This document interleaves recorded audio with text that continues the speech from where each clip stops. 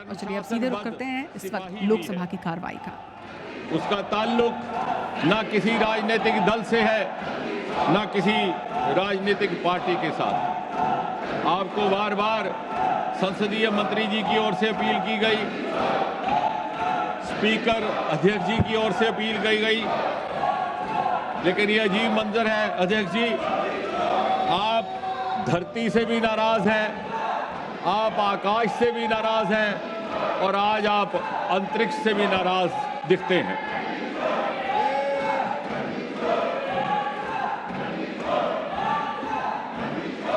और एक चिकित्सक होने के नाते, मेडिकल डॉक्टर होने के नाते मैं ये मनस्थिति समझ सकता हूं अध्यक्ष जी। ये नाराजगी उस समय वाक़या होती है जब आदमी हताश होकर जाता है, जब आदमी निराशा से बेहाल हो जाता है, तो वो दर हकीकत नाराजगी किसी और से नहीं होती, नाराजगी अपने आप से होती है। आज जो विपक्ष जिस तरह का प्रदर्शन कर रहा है, ये उनकी अपने प्रति नाराजगी का इजहार है, क्योंकि वो हर अपने मंसूबे में विफल हैं, उनकी कोई बात नहीं बन पा रही। फिर भी मैं अपनी बात रखने से पहले, ताकि कहीं ये संदेश ना जाए कि हमारी ओर से पर्याप्त प्रयास ना हो, पूरी विनम्रता से सर झुका करके ये अपील करूंगा सदन के तमाम साथियों से, विपक्ष वालों से भी, कि यदि आपको सरकार का या देश का लिहाज नहीं तो कम से कम इन अंतरिक्ष की उपलब्धियां प्राप्त करने वाले विशेषज्ञों के लिए आप इस चर्चा में भाग लें, वापस आएं। अहमद फराज का एक बड़ा मशहूर शेर है कि किस किस को सुनाएंगे जुदाई का सबब हम, किस किस को सुनाएंगे जुदाई का सबब हम, तू मुझसे खफा है तो ज़माने के लिए आ, और किस किस को सुनाएंगे हम तुम्हारे शोरो गल का सबब, तू मुझसे नाराज है तो सुभाषों के लिए आ। बहरहाल दुनिया किसी के रोकने से नहीं रुकती, बहारें फिर भी आती हैं, बहारें फिर भी आएंगी।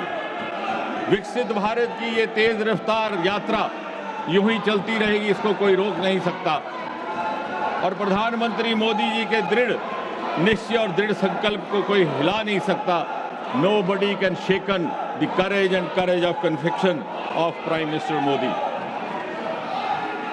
Having said that, अध्यक्ष जी, आज एक ऐसा वक्त है जब सारा देश जश्न के माहौल में है। हर माँ अपने बच्चे के लिए दुआ करती है कि वो बड़ा होकर के शुभांशु शुक्ला बने, और हर बच्चा ये ख्वाब देख रहा है कि मैं भी बड़ा होकर शुभांशु शुक्ला बनूं। आज दुनिया ने भारत की क्षमताओं के आगे सर झुकाया है। अभी कल ही शुभांशु का इस सफल यात्रा के बाद राजधानी दिल्ली में वापसी हुई है, आगमन हुआ है, और उससे कुछ ही समय पहले ऑपरेशन सिंदूर के द्वारा भारत की अंतरिक्ष में क्षमताओं का प्रदर्शन धरती से आकाश तक देख करके सारे विश्व ने हिंदुस्तान का लोहा माना है। ऑपरेशन सिंदूर के दौरान भी अंतरिक्ष विभाग और स्पेस टेक्नोलॉजी की जो भूमिका रही है,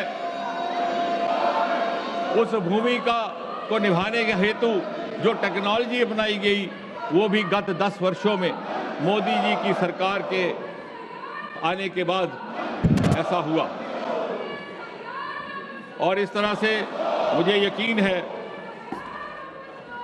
एक समय आएगा जब ये प्रश्न किया जाएगा इतिहासकारों से कि ऐसा क्यों कर था कि 60-70 वर्ष तक हमारा अंतरिक्ष का विभाग अलग थलग पड़ा हुआ एक सुस्त रफ्तार में काम करता रहा।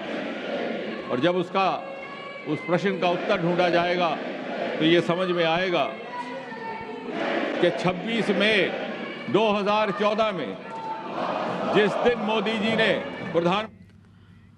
तो एस्ट्रोनॉट शुभांशु शुक्ला की कामयाबी पर इस वक्त लोकसभा में चर्चा हो रही है। लगातार कार्रवाई पर IBC 24 की नजर बनी रहेगी।